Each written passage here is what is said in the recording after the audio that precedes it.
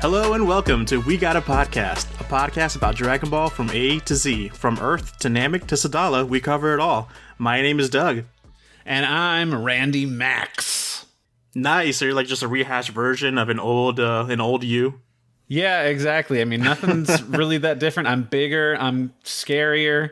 It's before you're a full-grown adult and matured into, a sexy man. Ooh, yeah, that's exactly it. Where I've got a, nice sultry voice.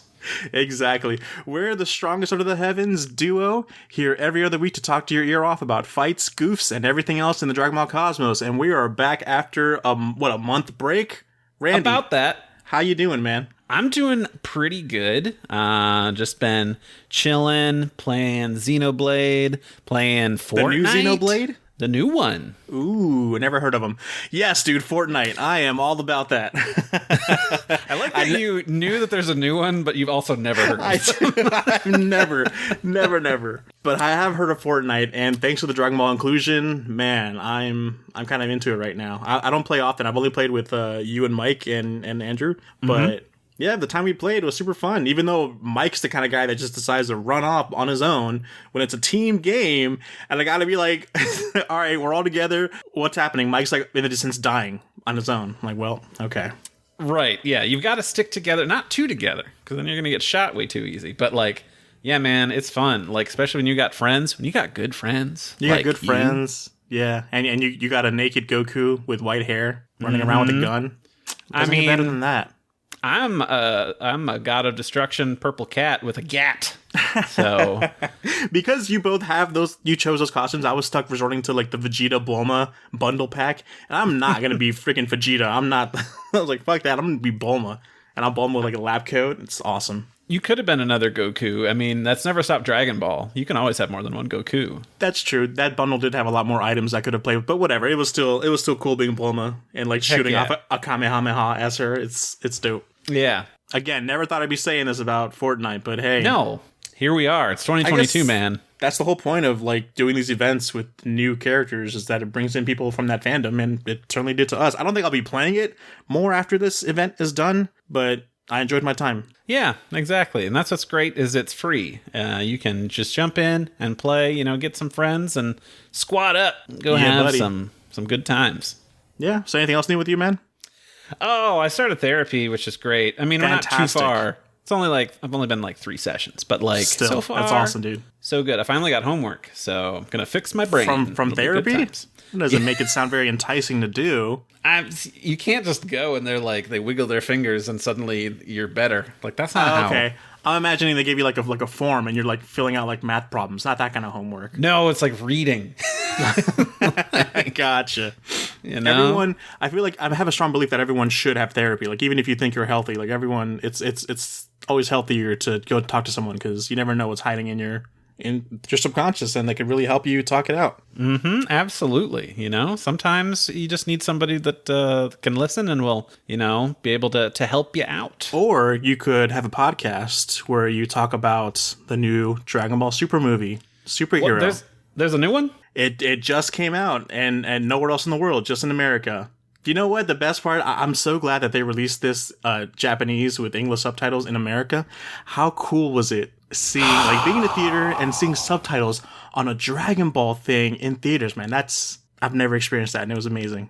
Getting my eardrums blown out by Masako Nozawa screaming has always been a dream of mine, and it was so nice to have that happen. And it happened, dude. It was great. It was a little much, I admit, when it was like when two people are talking over each other. Like when, was it Magenta and Hedo? I get a little ahead of myself, but when they're talking and then the Gammas are talking in the background, I can tell they're saying something funny, but then all of a sudden the subtitles are all over the screen. I'm like, oh my god, who's saying what? Who's saying this? It was funny, but yeah, I guess we should start off with saying, how many times did you watch it, Randy, in theaters? Once. I just saw it the one time. I Went and saw it subtitled in the afternoon. Originally, I was going to go with my husband, but then he wasn't feeling so great. So I called up a friend, and he was like, hell yeah, let's go. And I had to, he's like checking with his wife because he's, they got a kid and they got to make, I'm like, cool, you got to get your shit figured out. Right. And he's like, yeah, I should be good to go. I'm like, okay, just got to let you know, it is a subtitled showing. And he's like, oh yeah, that's fine. I'm like, okay, I didn't want you to go. And then be like, God. I had to do that with my friends too. I'm like, all right, just so you know, this is the Japanese version. Like, if you're going to buy the tickets, make sure you're buying the one that says subtitled, not dubbed. So I was like, I just didn't want you to, go there and be like, Randy, you weeb. And he's like, Randy, you are a weeb. It's fine. He still says it, but just, in his head while watching the movie. No, but it's different knowing ahead of time than it is to be like, surprise, it's subtitled. The little less arrogance when that happens. Like, oh, you did. I expected you to know that we were watching it Japanese. But no, I saw it twice. I wanted to see both Japanese and English. And I got to tell you, I am pleasantly surprised with both outcomes. And we'll get more into that. But yeah. Awesome. Yeah, it's an experience. I'm not sure if theaters are still showing it. I don't know when this episode's going to come out. They are.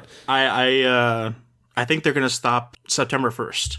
Okay, cool. So I looked in advance. Because I have the reason I saw it twice is because I have Movie Pass, and so I can just watch as many free movies as I want. So I just went in, free movie, still spent like $10 on popcorn and drinks, more than that probably. But yeah, no, it's a great time. Nice. I was at Alamo and I had a chicken tender basket while I watched. Delicious. It was great.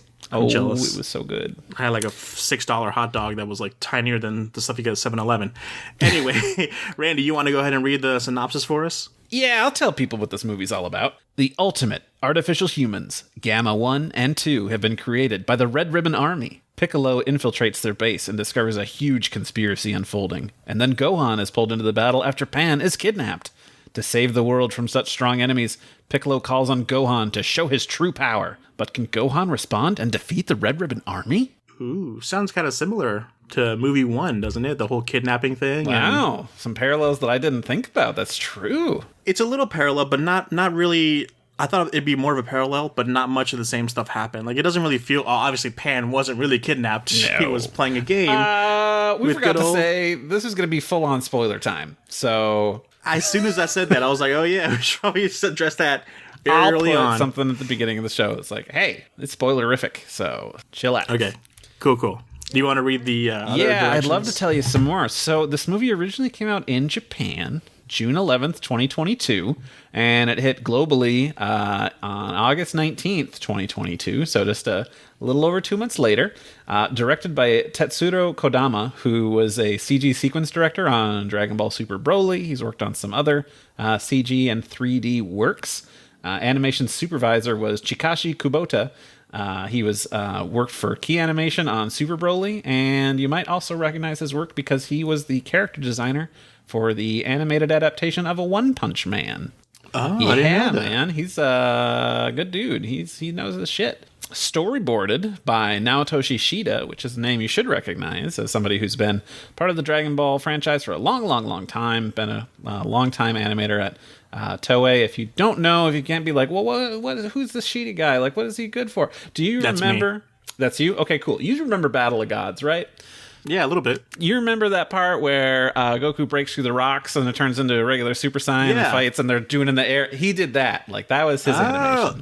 That's the most impressive shot of the whole movie, I think. Exactly. Yeah. Man, and then the music kicks in right then and there. Like, yeah. Yeah, it's so good. Well, that's right. You got to sing the whole song. Once you've started, you need to finish. So. 3 minutes later. Okay. That was perfect, man. Great rendition. I don't know Japanese. I'm sorry. No, it's very offensive. So plus, you can't even see the Japanese song anymore, like legally. If you're stuck to the English song version of that song, whatever. We're not going to complain about that. We did that already. So, speaking of music, music for this movie was done by Naoki Sato. This is his first time doing music for Dragon Ball. Previously did music for Pretty Cure, Eureka 7, Assassination Classroom, and a bunch more. I wanted to bring up something before we talk about the movie, and that's something that I didn't think about until a couple of days ago, which is we didn't have a vocal theme song for this movie. Not one. Not during the credits. No insert song. It was weird.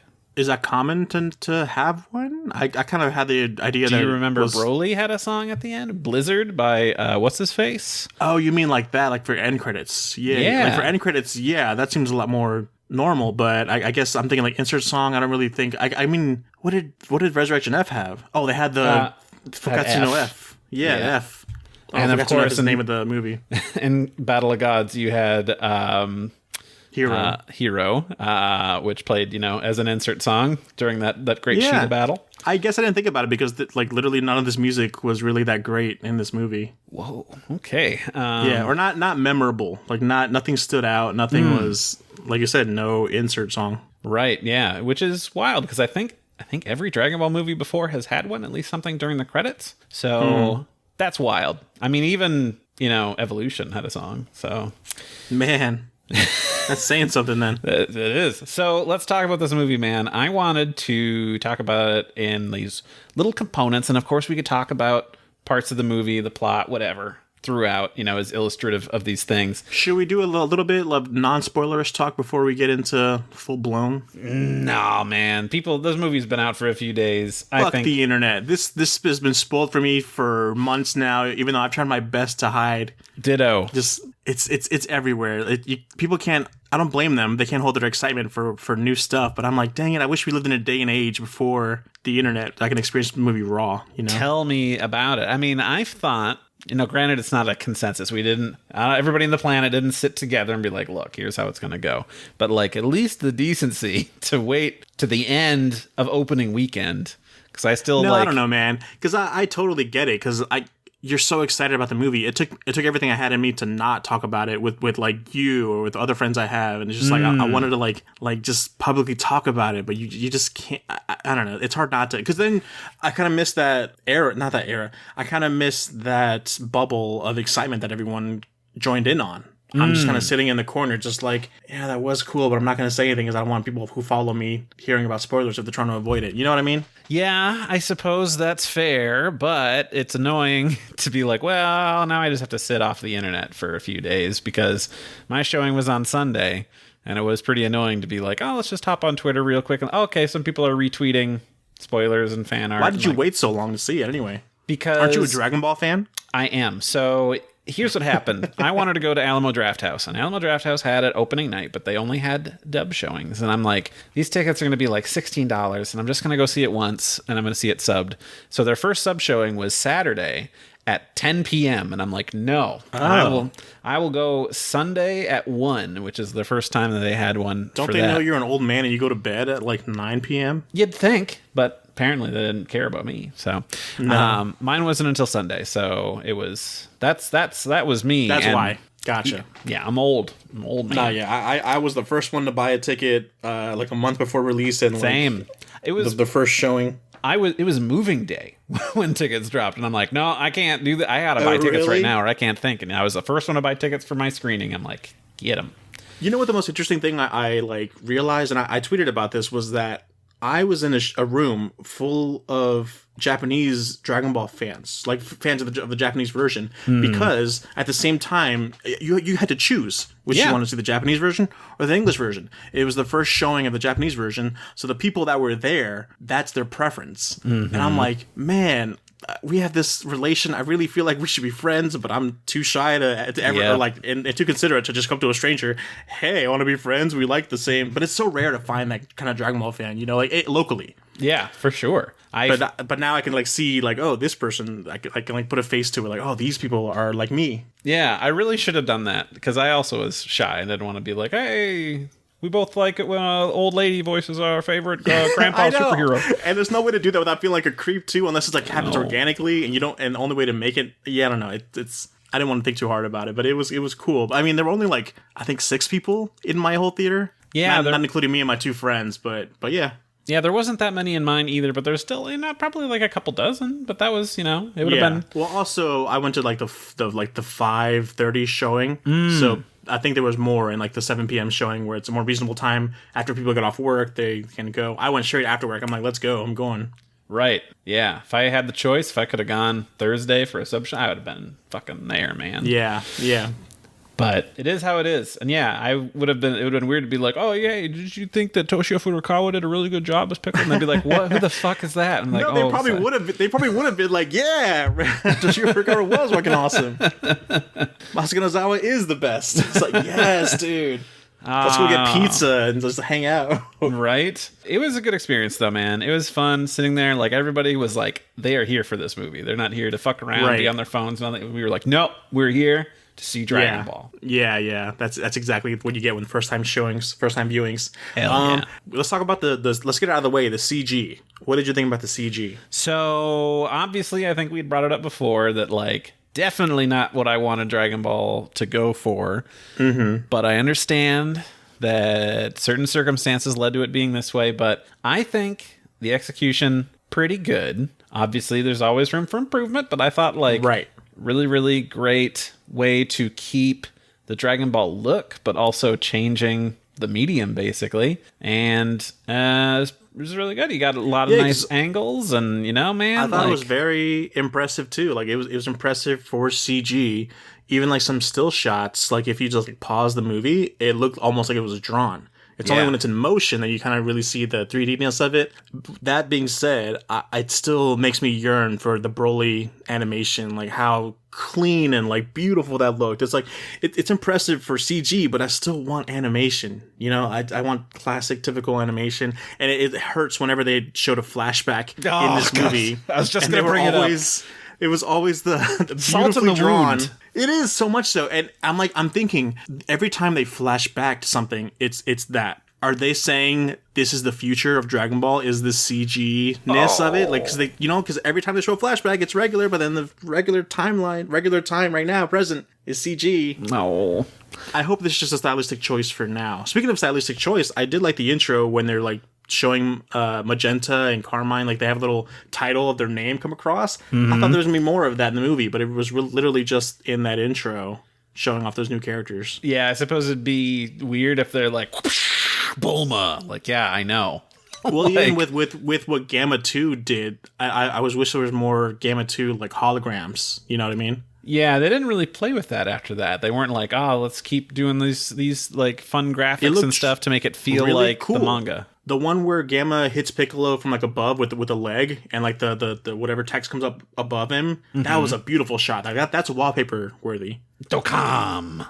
Like, yeah. I thought it was gonna say Dokkan for a second, like for Dokkan Battle. I'm like, ooh, I was like, oh no, we're good. Yeah, exactly. No, I really liked that.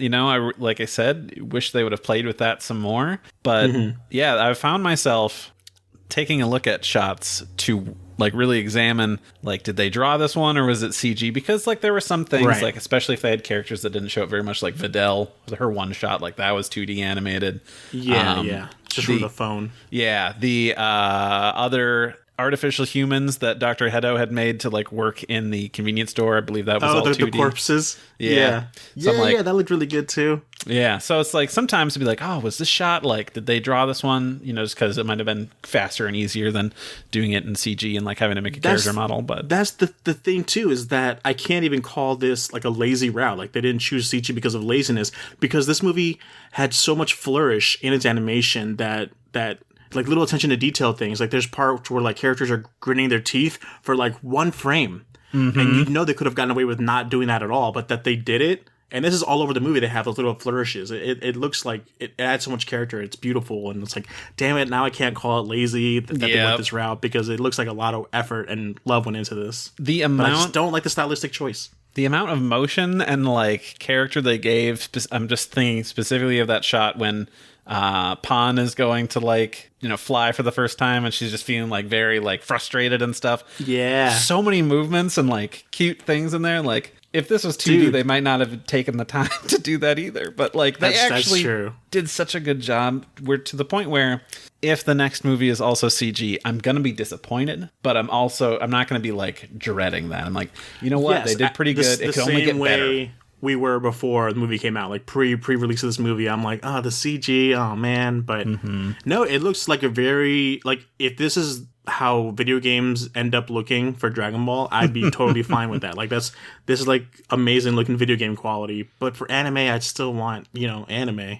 Yeah, no, I'm right there with you, man. But I'm totally, I got used to it, and it's, or not, no, I didn't get used to it. Like I kept, throughout the entire movie, I'm like, dang it, I wish this was animation, I will say there were at least long stretches where I'm like, oh yeah, that's right. Dragon Ball isn't usually CG like this. Yes, I think that's where I'm going at. Yeah, it's like it takes me out of the immersion. It takes sometimes. me out, but also I would be immersed for some time, which is I did not expect. So, you know what? Good job. Like, I don't want to, I say like I want it 2D, but I don't want to, if any of the CG animators would hear this, like, you did a good job, man. That's what I'm saying. Out of the park. It's super impressive for the medium they chose to do. Hell yeah. We had talked about it a little bit before, but music. So we have a new composer here. And what did you think? Because I know that you said nothing memorable. Nothing memorable at all for me. What about you? I thought that all of the music was very appropriate and very good for setting the tone. But yeah, if you're doing your job right, if you don't really notice it, like in some aspects, I just miss the sort of memorable jingle qualities of Kikuchi music, and not having that. Like, I think if we had a theme that then we could build off other songs, as a motif throughout the movie, that would have been nice. But we didn't have a vocal theme. We didn't have like a credit song. Like, maybe there is, and I just didn't hear it because I'm not tuned to that. But no, I saw it twice and I didn't catch any music like that. Okay. But yeah, I mean, I thought it was good. I would be down to hear more from this composer for Dragon Ball, but I would like to hear some changes, like having some more recognizable things. Like, you just got to have some repetition in there so that way people get stuck in people's heads. I know that's been a thing that people complain about for like Marvel movies is like, yeah, the music's fine, but like there's nothing that's like, if you play something like, oh, that's a song from Thor. Like, nobody knows. Like, everybody knows like that one Avengers song, but like other than that, nothing else. But like you said, this movie could have used that. Like, people get excited when they hear the Avengers song, like, oh shit, it's brought back or whatever. Like, this is a moment that's worthy of that theme song intro. Yeah, absolutely. The first time I saw the movie, I came out of the theater not really liking it. I came out thinking, oh, this movie was okay. But I think that was due to the spoilers that I had seen already. And like, okay, so like in my head, I'm watching the movie and I'm like, okay, so this is the part where he's going to do this. Yep, he did it. And this is the part where he does that. Okay, yep, they did it. Gotcha. Like, I knew what to expect, so I was kind of like looking at it through like cynicism. But then the second time I saw it, I knew what to expect. So I got to just enjoy the movie for what it was. And dude, this movie, I loved it. Doug, I'm so happy to hear you say that experience because I saw it and like I had something spoiled for me, and also like I've seen a Dragon Ball movie before. I know kind of like you know what's gonna happen. Yeah, so like I got out of it, and then like my friends or stuff would ask me like, "How was it?" And I was never like enthusiastic, like, "Oh, it was good. Like it was great. Like there's they had some refreshing things, and that was nice." And they're like, "You don't sound like you loved it." I'm like, "I mean, it was good, but that's exactly what I." And then I will say I saw it a second time today, but I didn't see it in theaters. I did it just for research. That's all this was for. And I really enjoyed my time with it because like you, like I know what's going to happen, and like I didn't have expectations or anything for certain stuff, and I could just appreciate it as is, and I like it a lot more, and I'm looking forward to watching it again. I just want a home release sooner. Like I went and I looked at the math for previous movies, and here in America, at least for like Disney stuff, where I'm used to, the movie comes out in theaters, 45 days later it's on streaming. It's like, sweet. For Dragon Ball movies and stuff, it comes out in Japanese theaters, and then it doesn't come out on Blu-ray there until like 5.5 months later. So I'm like, damn. God, we're going to be waiting for so long. And then, of course, an American or global release later. Oh, the wait's going to be bad because I want to show it to other people. Right. Well, it's not going anywhere. So, but I wonder what the collector's edition will be like for the Japanese release, because they always do something a little nice. Yeah. But I think Battle of Gods, they had like Resurrection F, they had like a little Frieza alarm clock that died on me like a year later. Sounds like Frieza. It was pretty cool. Nice.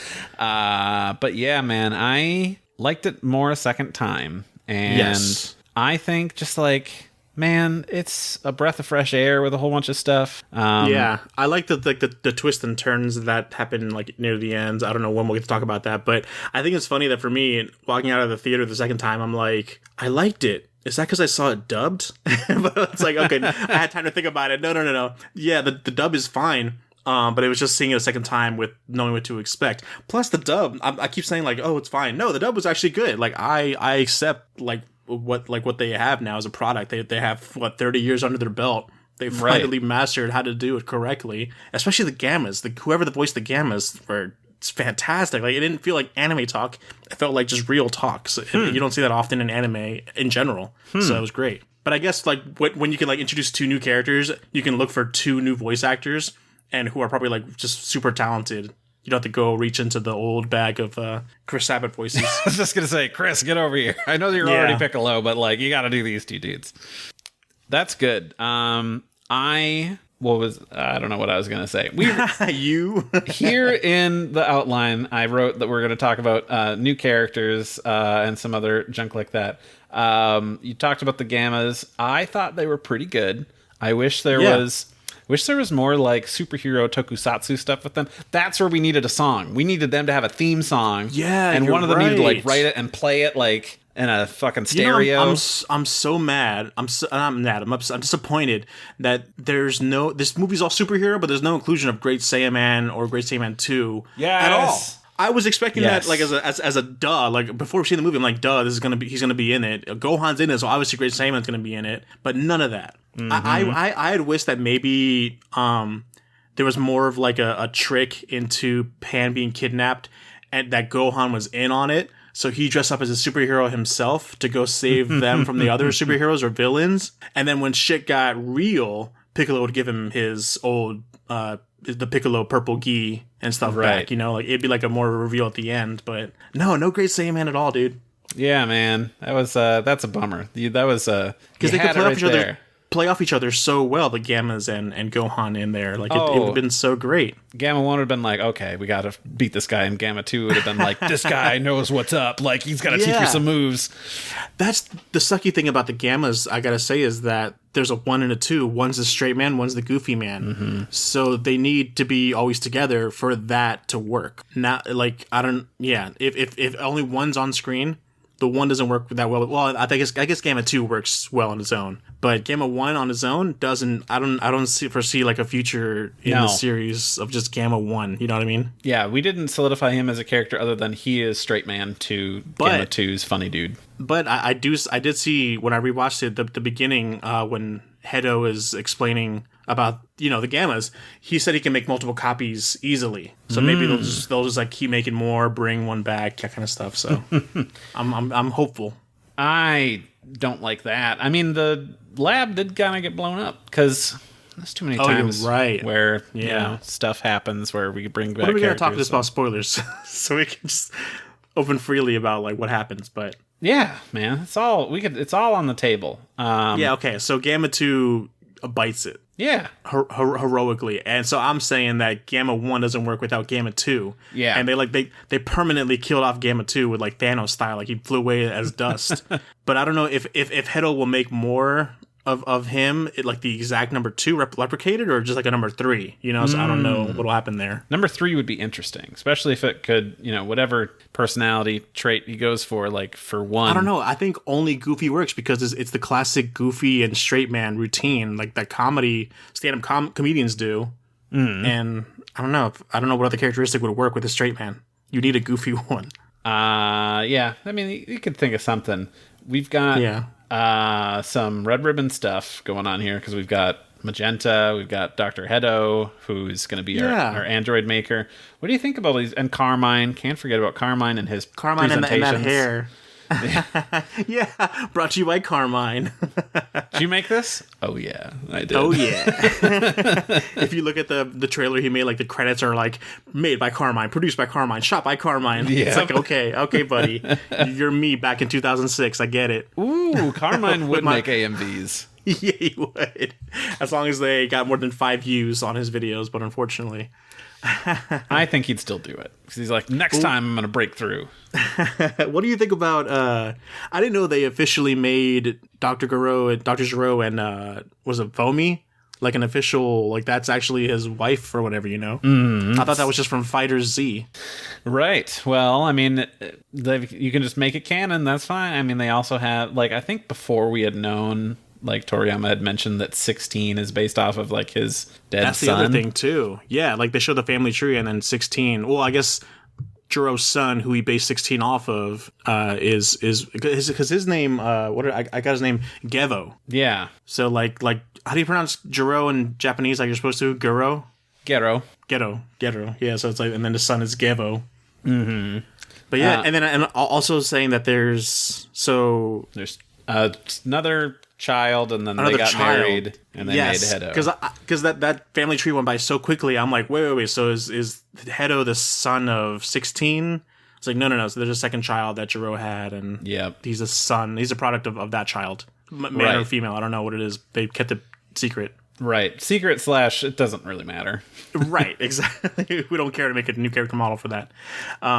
But no, I thought that was pretty cool that they just included that. It was another thing I could nudge over to my casual friends and be like, hey, see that? That's 16. Like, yeah, that kind of stuff. I like that Magenta is also short, like his dad, but also it's not a big deal for him. Like, he doesn't care. That's true. Yeah, that's not his main. Like, I need the Dragon Balls to fix this now. Like, it's just no. He's just bad at drinking beverages, which is what I noticed more so in that second time viewing. That he just like, I don't know, spills his tea on himself and is like, chillax, bro. Constant. Yeah, I like the his 80s thug hairdo when they showed him like a little younger. I was like, that's awesome. Mm-hmm. That was good stuff. Yeah, I thought they were all really great additions, other than, I'm going to say it, man, I don't like that we just keep going back to the well for things. Like, what do you mean? So, 2 movies back, who is our bad guy? Frieza. We come back to this one. Who's the bad guy? Oh, it's Red Ribbon and the androids again. I see what you're saying. Next movie, Boo's going to turn evil, or they're going to make another evil Boo, and it's just be like, oh, okay, surprise. It's just the same thing again. Not to mention that, you're so right. It does feel like they're trading from like they're just picking from the same well. Yep. Yeah, I felt the same way. Like when the first viewing, just like, oh, man, if we're really gonna do this, it's got to be the grandson of Jiro. It just can't just be a different character. It's got to be the son of Red, the orphan son of Red. It can't be someone else. Whatever. Yeah, exactly. And how dumb is this populace of Earth, of Dragon Earth, where they can't tell Red Pharmaceuticals is the same thing as Red Ribbon Army? They have the same logo. Right. But I guess it's the same people that look at Piccolo and think, oh, this is not the same Demon King Piccolo Daimao that terrorized us during the World Tournament. I mean, until they added, like, the Facebook logo, how many people, like, from, because it didn't start out that way, how many people knew a couple of years ago when they opened up Instagram that it's just Facebook? Like, Facebook owned it. So it's like... We are. So we are dumb enough to be like, oh, it's different. We are. That's true. Okay, it makes them a little more believable. Yeah.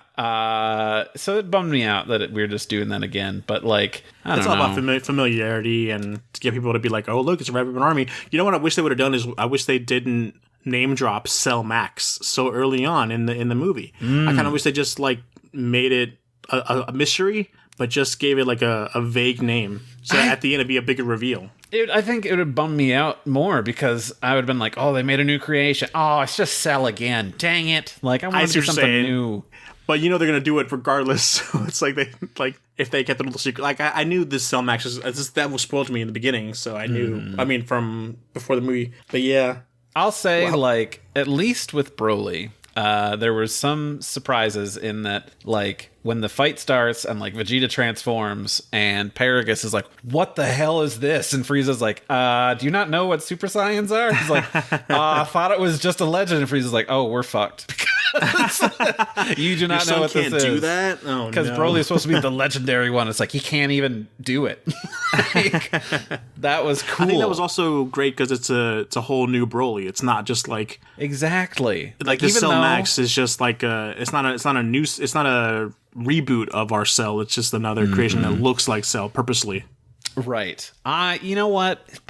Also bummed me out. I like this movie. I'm sorry. I like this movie, but there are nitpicks that I'm like, you know what could have been better?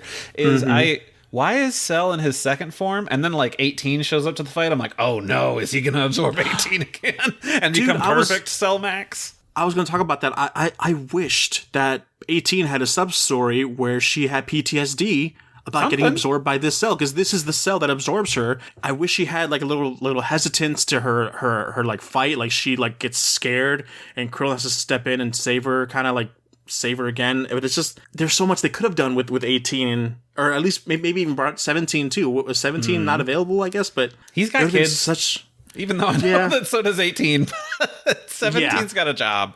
But it's it would have been such a great, like, interaction between the three. I mean, I know this Cell Max is like a dumb, like, just monster kind of creature, but still, like, 18 still would have had, like, PTSD from everything she went through. I mean, that's a traumatic experience she went through, and or I don't know. Have it be cooler, and when Cell Max shows up, instantly she's like, oh, fuck this guy, and then just like flies off to go beat the crap out of him. Like, I gotta get him back for the shit that he did to me before. Some relation. Why give the audience the relation of, oh, that's Cell, but not give the characters in the movie the relation that, oh, that's Cell? Like, it doesn't, all they see is just strength. This thing has a lot of strength because it's based off of the old Cell. But it's a big bad guy we gotta fight. I mean, at least like Piccolo was kind of like, oh shit. Because I think that's why they chose to make this Cell Max the second form of Cell, because he looks more of a berserker type, off the chain, uncontrollable beast compared to the very proper final form Cell that we get. Do you remember during the Cell games when Gohan was besting Perfect Cell and Cell got real like, oh, I'll just get stronger, and then just like bulks up into this huge beast? Could have just looked that. He goes Super Vegeta. Yeah, he could have just done that for Cell Max. No, I don't know. As much as I do love the final form, I do understand why they chose the second form, even though it's the ugliest one. But they wanted to go for that like wild berserker feeling, right? I want to talk about no, hold on, sorry. Before we talk about that, I wish they did the. I know it's another like drawing from the well, but I wish they had done the Janemba route, where once they defeat Cell, they bust his head open. He then reverts to a skinnier, smaller like Cell. So he's like the final form Cell that we know, but he's like beast form, I guess. Like they give Gohan so that they can finally have a final clash together. You know what I mean? I mean, much as that's redrawn from the well. Yeah, because then also like he wouldn't have the memories of Cell, so he wouldn't be like, oh well, I'm going to defeat you this time. You know. Well, I mean, they could have played with that too. Like this Cell didn't need those memories. It's just Gohan that needed those memories. Gohan would get that fear. This is pre-transformation of him. It's like, oh crap! Like it's giving him PTSD now. Right. Why do I want PTSD so much in this series? I'm sorry. Yeah, I want a little more out of my Dragon Ball. I'm not out of my kids show. So we had mentioned before, Piccolo is the main character. Do you think that worked out pretty well? Yeah. I really enjoyed it. I feel like they didn't play it as well as they could have. I keep picturing this scene where Gohan is convinced to go save Pan, and then Piccolo does the fourth wall breaking thing. He turns to the camera and says, "Yes, I got him." I don't think in the English or Japanese version both voice actors played that line correctly, if that makes sense to you. It didn't feel, I don't know, it didn't have that impact of like, that's hilarious. It's just like, haha, like I got the haha, that's funny, but I didn't like laugh how much they said it. I don't know if that's hard to explain, but I just liked him being, you know, kind of this it's being in situations where, you know, 10, 15 years ago in his life, this would have been unthinkable. Like, he is babysitting a 3-year-old. He's just got a giant collection of stuffed animals.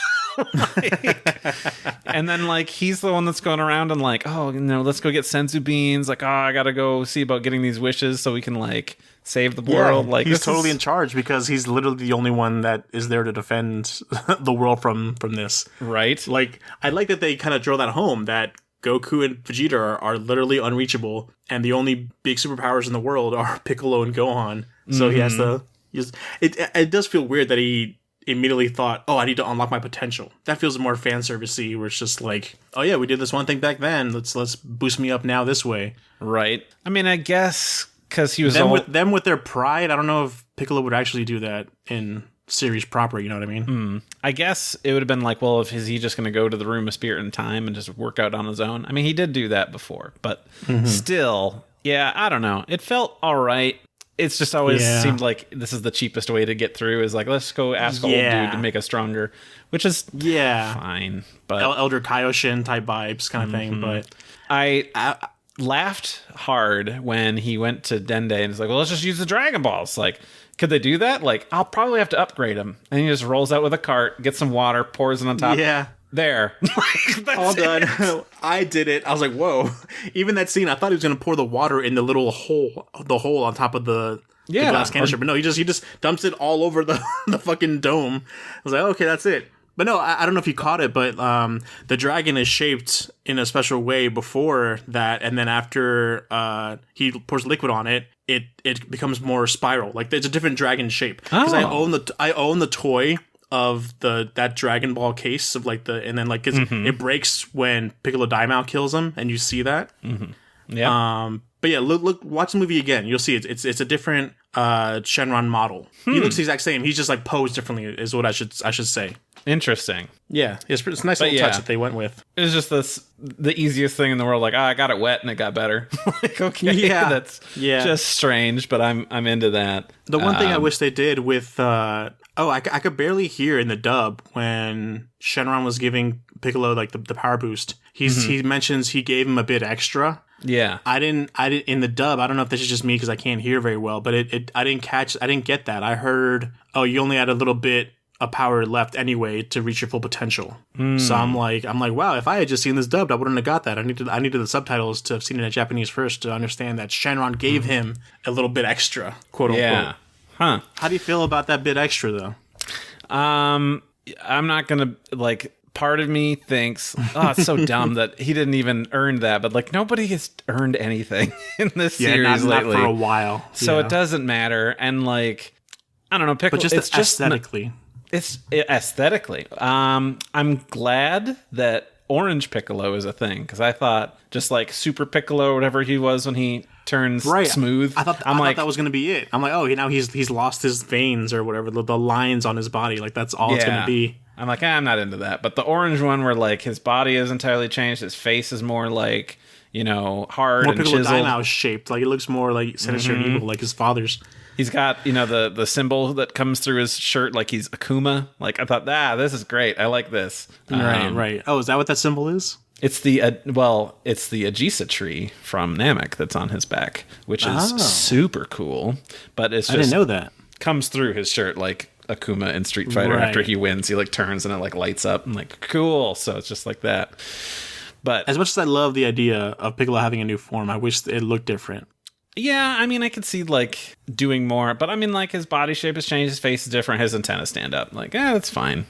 The antenna standing up was what got me. I'm like, oh my god, really? He also has red eyes, which is just like the super transformation that Namekians get in Dragon Ball Online. So I liked. Oh, that. really? Okay, there's a little callback there. Gotcha. Dang. I just feel like since Shenron gave him the power boost, I wish he looked more dragonish, maybe a little more vast change. Because this is just like a big buff Piccolo. Give him really long antenna like on his face. Give him like a mane that goes down. Yeah. Ooh, I gotta draw that. That sounds Make cool. him look different because obviously he doesn't have any hair, so we can't go the Super Saiyan route. It just feels like they're not very creative with transformations. They just got lucky. Toriyama got lucky with the hair change, color change, and that's all the idea they had for future transformations. But let's talk about one other transformation. Let's talk about what other one is there? I can't think of one. Gohan Beast. Gohan Beast Gohan. What do you think? I don't like it. You said it. Yeah, it took a long time to say that. I felt that before you. Yeah, it's very gratuitous and just very like, hey, remember Super Saiyan 2 when you liked it? Mm-hmm. Like, and okay, the hair is too outrageous. Like I say it's that too big. As a person who loves Super Saiyan 3, this hair is dumb. Because, yes. I don't know, like if it like poked downward more, but like it's way too long and standing up. Yeah. And I don't know, like what is this is a rage thing, I assume? Yeah, I guess like how Trunks had in Super, but like there's some shots in Dragon Ball Z's proper where Gohan Super Saiyan 2 form, depending on the artist that drew it that day for the anime, the hair looks huge and ridiculous, and the other times it looks appropriate and not too crazy, but still awesome. And they didn't go that route. They went with it looks humongous and crazy. Yeah. I like the red eyes purely because Piccolo has red eyes, and then Gohan is, more aligned with Piccolo here. So I like that they share that. Oh, okay, that's a good. But otherwise, like I don't know, like he doesn't do enough in that form, and that's the same thing I have with like Blue. Is that like we didn't in Resurrection F, like we didn't see them do anything impressive with that form. It was just like they're strong. That's the point of this form. It's just that. He's so powerful, he doesn't need to do anything. He just stand there and take a hit. He's just there to deal a final blow, which I'm not a fan of either. But I'm saying that was the point of his transformation, I guess. Right. And like earlier in the movie, they bring like Pan asks like, is it true that my dad could be stronger than Grandpa? And it's like, I mean, yeah, if he actually worked at it, I don't know, maybe. Yeah, which I'm fine with them. I agree with that. The whole sentiment. Too. I mean, that's like, yeah, he worked at it, but he doesn't want to work at it, so he's not. So let's just accept him for who he is. I mean, that's how it was in Z. Everybody talked about like, oh, Gohan's going to be the strongest. And like, yeah, by the end of Z on his own, yeah, he was. But it's just very strange to do that now again, even though Gohan still's like, I just want to look at bugs. Like, that's not the Super Saiyan ant. So Sounds great. It makes me wonder, like, gotta do power scales. Does that mean that Gohan Beast is stronger than Ultra Instinct Goku? Like, I gotta know who's stronger than who.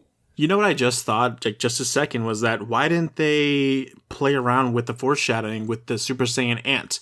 Instead of showing a diagram of a regular ant, then it going Super Saiyan blonde, they should have foreshadowed Gohan's beast mode and showed the ant going like white or whatever, like some more of that. Because otherwise, that's just a pointless little fun gag at the beginning. Yep, agreed. That's definitely something that they could have. Another thing I thought they were going to do was I thought the battle against Cell would have eventually reached the point where they're falling down, like they're underground, like via Beerus and Goku in Battle of Gods, and then Gohan is beat to smithereens, and then he finds the sensu bean that he dropped. Yeah, and then he takes it, and then he flies back up to where the gang and Cell Max are fighting each other. And the gang is like all like about to die, and then that's when Gohan like transforms after seeing like everyone like dead. I didn't really like the transformation sequence here. It felt too kind of obvious, like, oh, Piccolo's getting beat, that's the way Gohan's going to transform. I wish it was a little different. Yeah, I hear you. It's execution wise, the more emotional part is just doing the Makanko Sappo to take out Cell. Like yes, what an amazing! As soon as Piccolo said, "Gohan, do the Kamehameha or whatever," I'm like, "Oh, this fucker's gonna do the Masenko." Awesome! The fact that he did the Makanko Sappo, oh man, I was blown away, and it looked beautiful. CG or not, that was an amazing scene. That was good. Like, that's what I needed. It wasn't the silver the price hair of and the red eyes. That's what it was. No, it's just the Makanko Sappo. Just, oh man, even in English when he says special beam cannon, I got chills, man. It's just, it was so good. It was so well done. I liked in Kai that for the most part, there are some outliers, but they let's try to move these things back. So like they would say Makanko Sappo, but I think I'm glad to hear that in the dub he says special beam cannon, because the point of it is to give you that emotional connection to when Piccolo did it. Yeah. And if you are a dub fan, that is how you know it. And if you heard Makanko Sappo, you'd probably be like, what?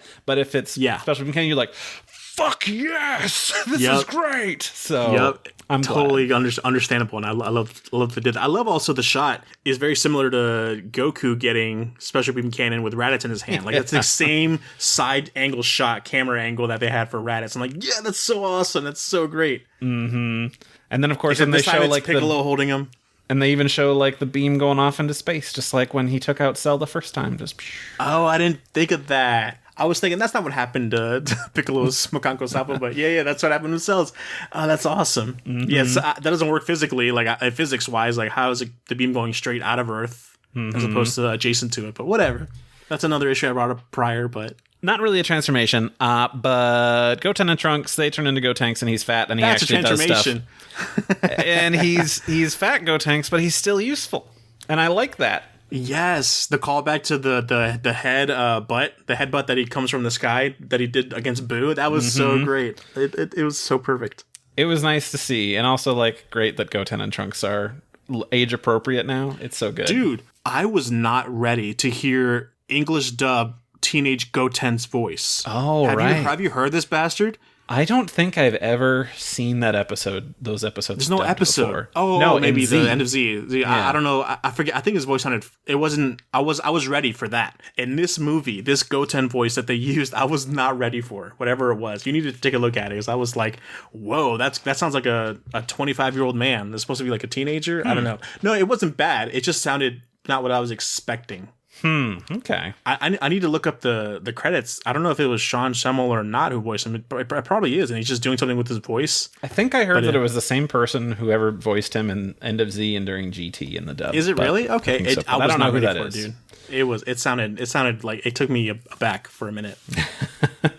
Is there any other points in this movie you want to bring up, Doug? I mean, there's so much. I mean, while we're on Gotenks, I love that they had the fat Gotenks as the entire thing, but I wish they at least gave us like a 10-second of showed them fusing. Right. Yeah, correctly. And then we didn't get to see it.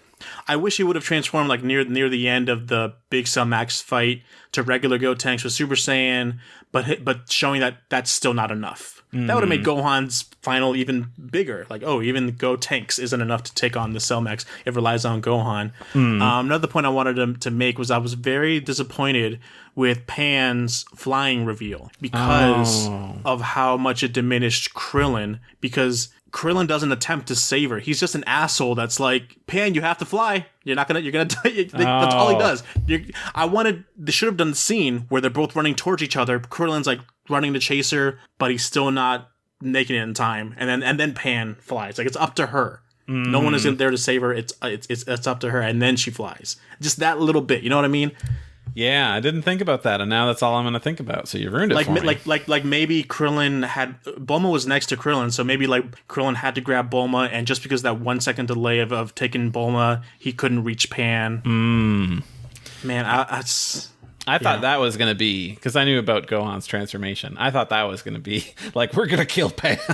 Like, oh shit. Yeah, me too. I'm like, how is Pan going to get involved in this? But luckily, she's too young for them to try that, I guess. But four and a half is when they start killing off young kids, like Gohan. Was he 4? He was 5.5. How old was he? I forget now. Gohan did not die until the Buu arc. So No, not die. How old was he when he got kidnapped by Raditz? When his first introduction? Yeah, like 4.5. Yeah, but I thought that's I think the the right youngest age. we've done is we killed Goten and Trunks, who are 7 and 8 during the Buu arc. So right, no, but not kill, but just like damage. Right, but I'm talking straight up murder. No, they would not have murdered Pan. Come on, man. They killed Goten and Trunks, so it happens. Not temporarily. It was for a few episodes. It's not like they were gonna like have Pan be dead at the end of the movie and then be like, I guess we'll never see her again. I wish I had not seen Spy Family, the anime, before watching this, because Anya is just the cutest, like, little... Have you seen Spy Family? No, I haven't. Have you heard of it? I heard of it. I know nothing about it other than everybody loves that girl. Yes, she's so freaking adorable. Like, she nails the adorable small child, but not in an annoying tropey way. She's perfect. Well, and because of that, now seeing Pan, it kind of diminishes. Like, oh, she's not as great as Anya, but she still. The first time I saw Pan on screen, I almost cried, dude. Like, it was so emotional and so many feelings of like, oh my god, this is our Pan that we've been waiting to see forever. It was a great moment. Then I'm glad I didn't see Spy Family, because I absolutely was amazed with Pan and Yuko Minaguchi playing her. Yes, just like, oh, this is fantastic. This is all I wanted. So adorable. She's so cute, and just like her showing, hey Piccolo, look what I. She didn't say a word. She just like nudged Piccolo's leg and like, hey, watch me, kind of thing. And then she flies. It was so cute. At school, when that Red Ribbon dude shows, like, oh hey, your mom sent me to pick you up. Let's go. Just immediately just takes them out. It's like, I don't know that guy. And then Piccolo's like, oh, hey. She's like, oh, Piccolo. It's like, oh, you could tell. Like, yeah, I can sense your key. I'm not an idiot. Like, oh, okay. So great. I love it. And then just like, you got to wear these handcuffs. Oh, no, Dad, save me. I'm so scared. That was so cute. That was, oh, my God. I wanted more slice of life moments like that in the beginning of the movie. I think we spent a little too much time on Hedo and Magenta. Just a little too much time. Yeah, give me more time. Show me Pan with Gohan or Videl, because I feel like that was a thing, was Gohan didn't really have a, in this movie, attachment to Pan, and you just have to be like, well, it's his daughter, like obviously he cares. Like, nah, show me. Yeah. Like, yeah, show me that. Yeah, none of that. Ah, man. I could talk about this movie forever. Talking about it with you, seeing it again today, I like it a lot. And I think I got that enthusiasm. Because I was so worried for myself coming out of the theater the first time, and I'm seeing all the reviews from people I respect, people I don't respect. They all universally love this film, and I was like, you loved it? I was just okay with it. Mm-hmm. But yeah, I think knowing what I was going in for.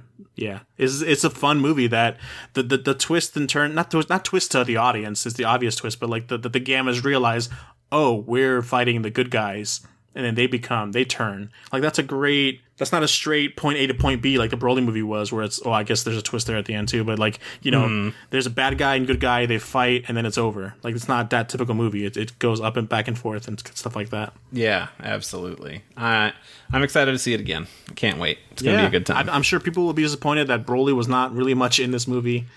All of 10 seconds. Oh my god, Beerus and Chilai. That's right.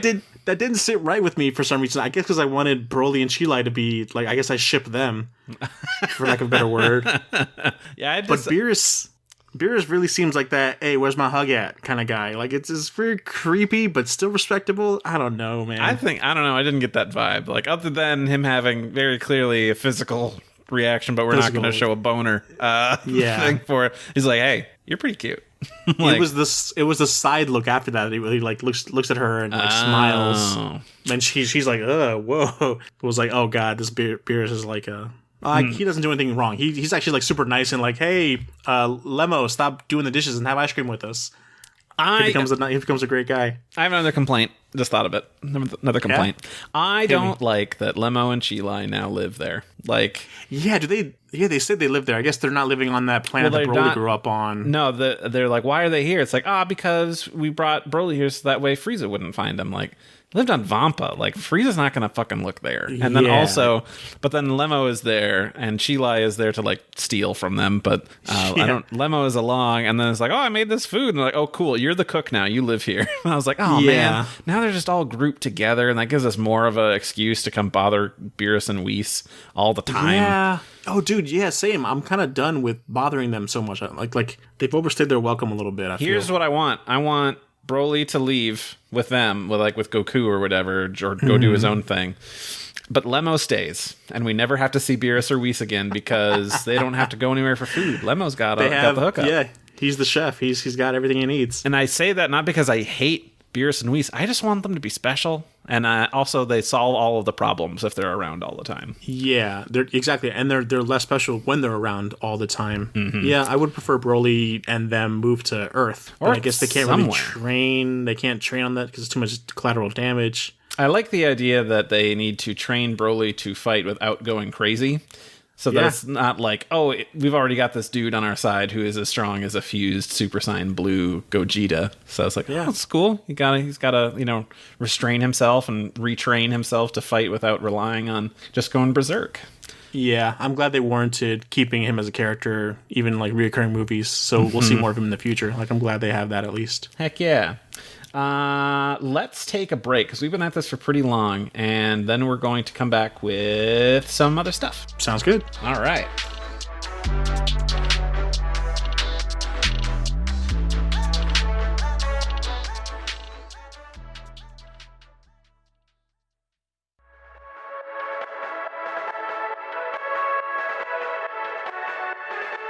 Hey, we're back. And just like normal times, we've got tweets from all y'all listeners talking about this movie, and we get to hear what you have to say. Yeah, man. So first up, we got Jake Pay at JakePay16, who says, okay, coming in hot, Jake. Worse than Broly, but has more rewatch. I usually skip to Broly meeting Frieza, but with this movie, I think I'll only skip the villains making their plans right at the start. Overall, though, a solid movie that I think deserves more Gohan than we got. More a Piccolo movie, in my opinion. Yeah, I kind of like I said just a little earlier. They spent a little too much time with Hedo and not Carmine, but Magenta. It does seem skippable. Like after the second viewing, you get it. Let's just get to Pan and Piccolo. Yeah. How do you feel? I think that the amount of time that we spent with them, with Carmine and Magenta and Hedo, was fine. I just think that you could have given some more time elsewhere.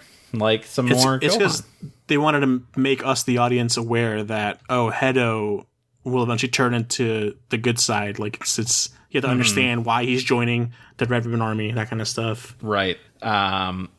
But I like that Jake says that it's worse than Broly, because I still super love Broly. Even though that one has a lot of flaws, and I'm like, there's a lot of things I would have changed for this, but I still just like, man, I love it. Broly is a much more bare bones movie, but like we said in our review for it, it's you know what you're expecting. It's just a fight type popcorn movie, and it does it beautifully and amazingly.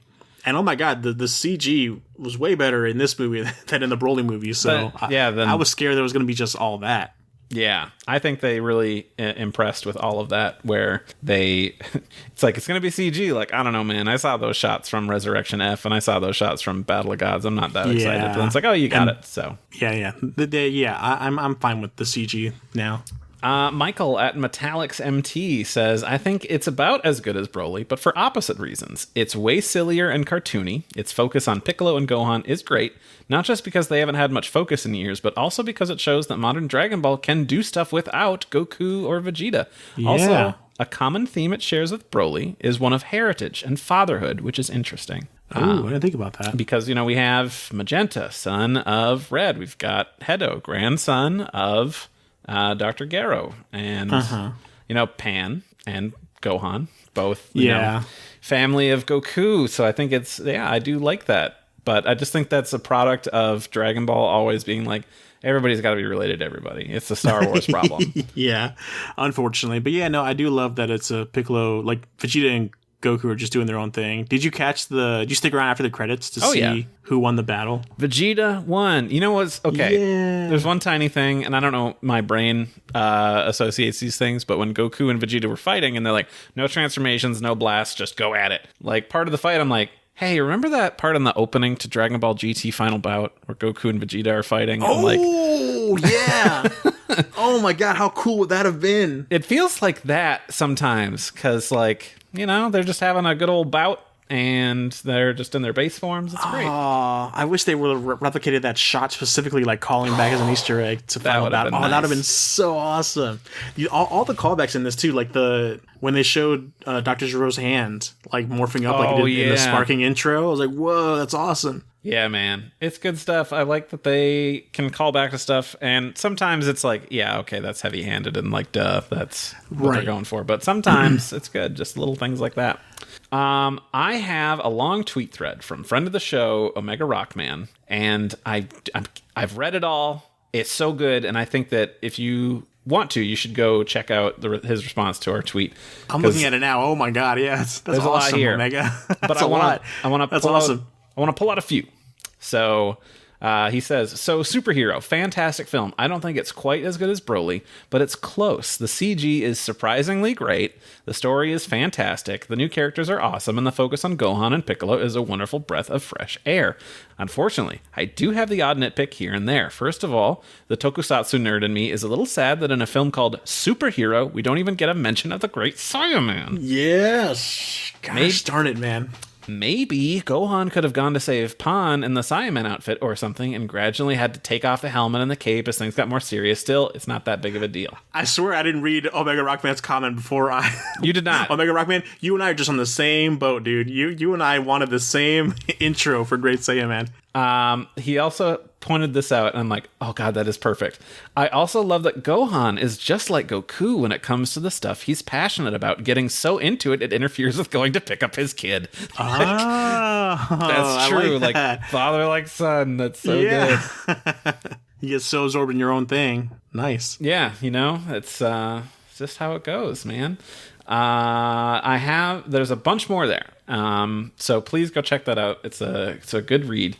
And I have another tweet from Yonkers at Laughing Bull, who says, did they focus on comedy in this movie? Because Dragon Ball as a whole is losing relevancy. Seemed like a step down compared to Broly.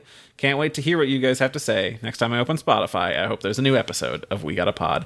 I don't think it's a relevancy thing. I think it's just... we can be funny. Like, it doesn't all have to be fights. Whenever Dragon Ball takes a step back, it usually tends to go comedic. I mean, that's its roots, basically. And but like I said, Piccolo's comedy didn't hit as hard as I wish it did. Like, I feel like I've seen other anime do something similar, but way better. I don't know.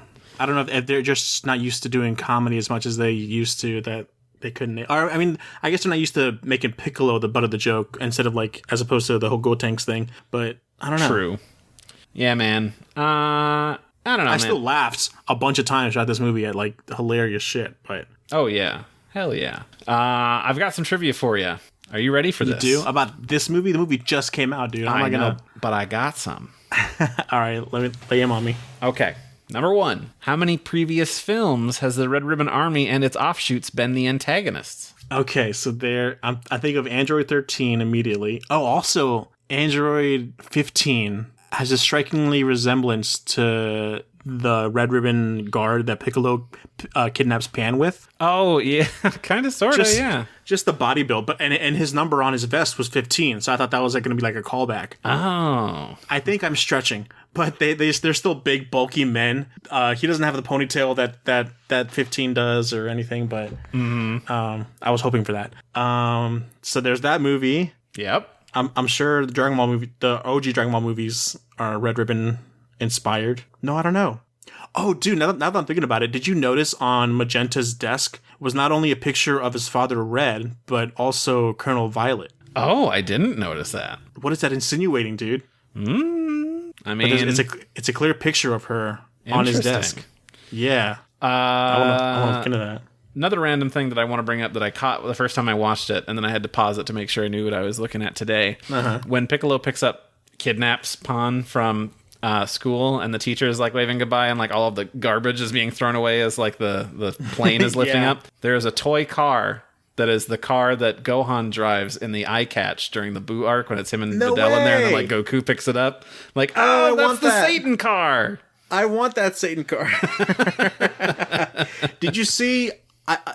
It was a striking resemblance to Nekomajin, like one of the plush toys when Piccolo's on the phone with Videl. In the background, it looks like maybe it's just a cat, and just cats look similar. But I thought for like a second, oh my god, it's a Nekomajin, but it went by so fast that I couldn't confirm. But right, it looks similar, dude. I was excited. But what was the question? I failed. I can only think how of many Android previous 13. films have Red Ribbon Army?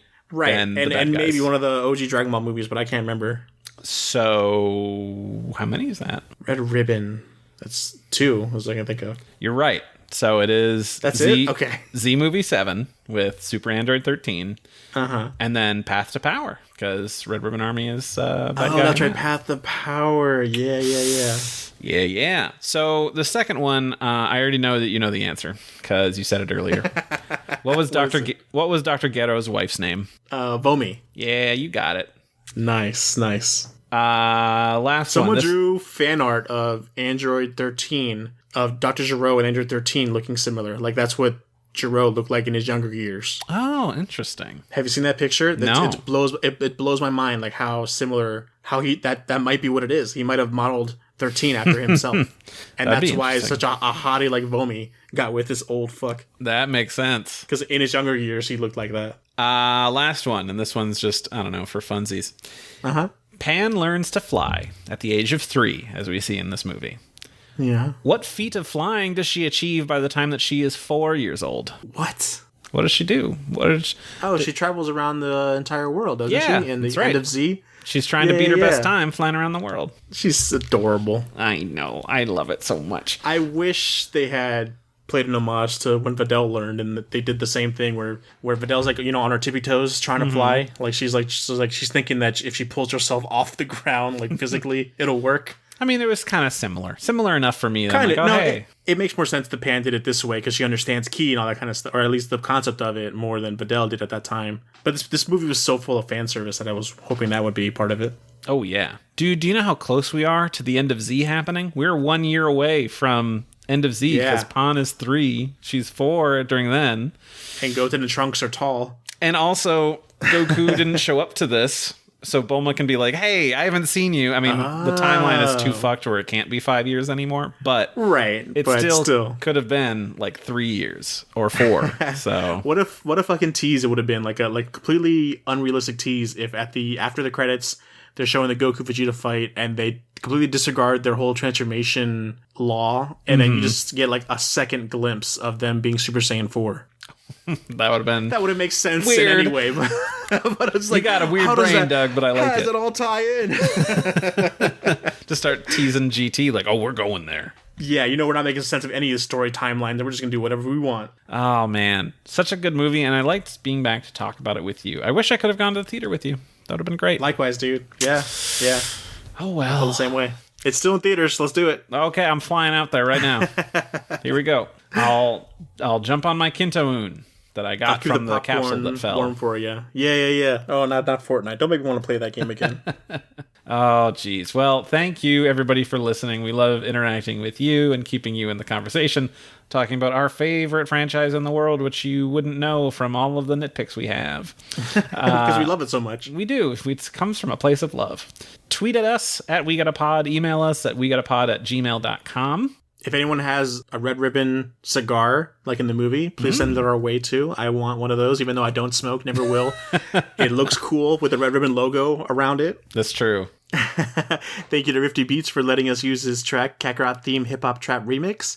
You can find it and other great tracks by Rifti on his SoundCloud. Thank you to our sponsors. Randy, where can the people find you? You can find me on their Twitters at Saber_Breaker. What about you? You can find me as Jabaz Doug. Please subscribe to the show. Tell your friends. Post a review. Let us know what you thought about the movie too. We want to hear even more thoughts. I like if you agree with us or disagree. We'd love to hear your feedback. Hell yeah. So yeah, we'll catch you next time. Matane.